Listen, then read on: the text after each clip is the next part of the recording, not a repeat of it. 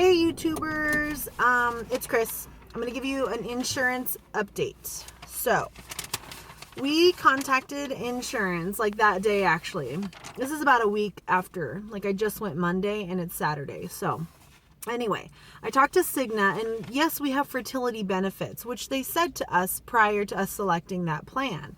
So, we do have it, but there's always a catch. It's insurance and Cigna's very interesting. So, what they said was what we need to first be diagnosed with infertility. That's all done under medical. So all these tests will be once she diagnoses me as infertile or situation for various reasons or whatever, then we'll move to the next step. He did suggest, this gentleman from Cigna suggested that we get a predetermination of medical benefits. What that is there'll be no gray area. It's answered based on the codes that they'll be billing. So here's the thing. We have to convince Bloom, and I'm sure they've done this a million times, and I'm sure they know the codes for the most part, like 99% of the codes, in case something weird comes up. They'll be able to submit this predetermination of medical benefits. It's almost like, here's a estimated receipt with all the codes and everything that we're going to bill. Tell me how much of this is covered. And so when that's all said and done, we'll have an answer back on what is all covered. But we have to get diagnosed first officially before Cigna will even consider this thing. So let's see.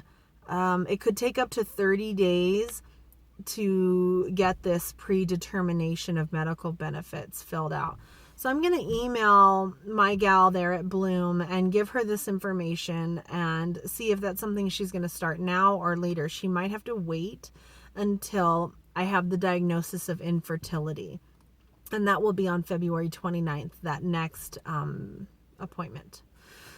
Okay, what other updates do I have? So a couple days after our appointment, I got a call from Bloom from the lab there, and they said half of the labs have been processed from that blood work that they drew when I was there. Some of the labs have to go to an external place and need more time for various tests. But the first test reports back that I have a thyroid thing going on. So here's the deal. Let me give you background. My mom has thyroid issues. My sister's had a thyroid issue. My mom has passed away, but my mom her entire life did. So this thyroid conversation doesn't surprise me.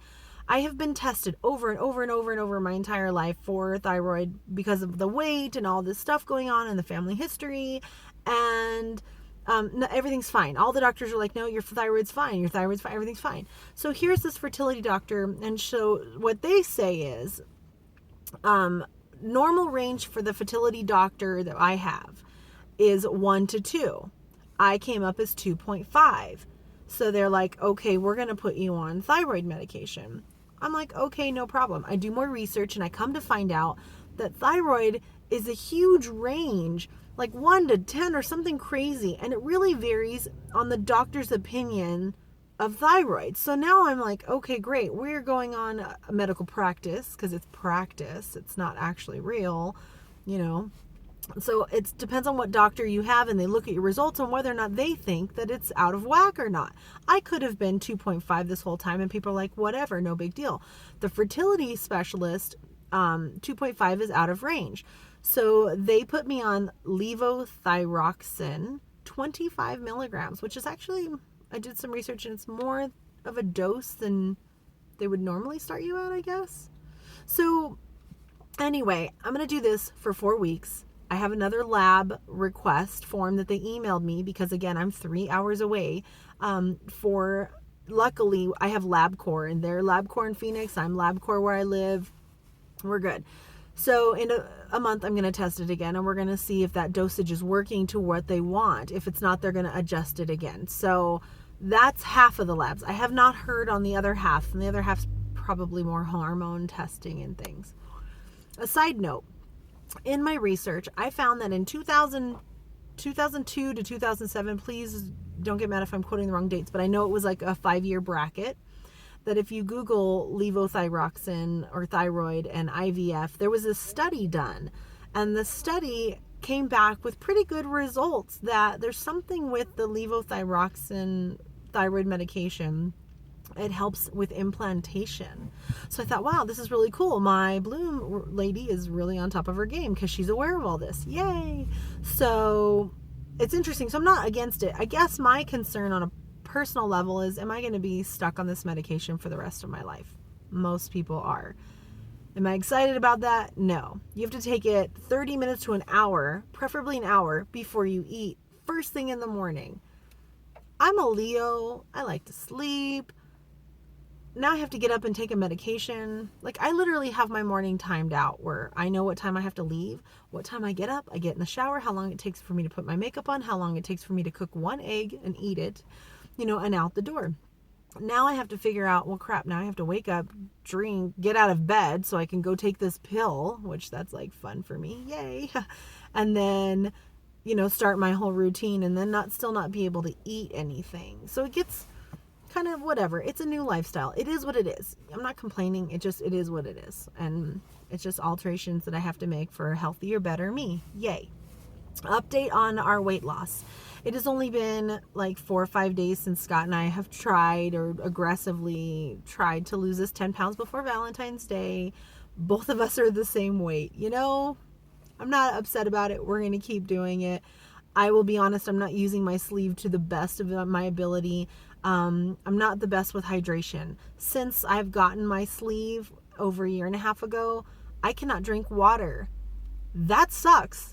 I'm on several Facebook groups, and there's a few other people in the same scenario, but for the most part, in the beginning, people have trouble with water, and then they can incorporate it in their life. I can't. I drink room temperature, hot, ice cold, doesn't matter. Filtered water, bottle, it doesn't matter. Bottled water, my sleeve brings it back up. Yay for me. It sucks because we like to backpack and hike and stuff. I'm a very active fat person, was, and I don't know if I'm still fat, but it doesn't matter. I'm a very active person, and water, I wasn't a big water drinker before surgery, but now after, and I haven't had it in like a year and a half, it sucks. I have to dilute my juice. I can drink tea, which is weird, but we're supposed to watch caffeine. So I'm bouncing between diluted juice and tea. What else am I drinking? Powerades, because I can't do Gatorade. That's gross. Sleeve doesn't like Gatorade, but I can do Powerade. I have the little squeeze bottle things that you put into your water. Sometimes my sleeve likes that. Sometimes it doesn't, because it's got aspartame and sucralose and stuff. And that's really not good for your body, but it's fluid. I have to get my fluid in. So, okay, enough whatever about that. Going on and on. So what else? I think I covered everything. I'll keep you posted. I might not do another video for a little bit just because of the delay, unless I hear something from my lab work.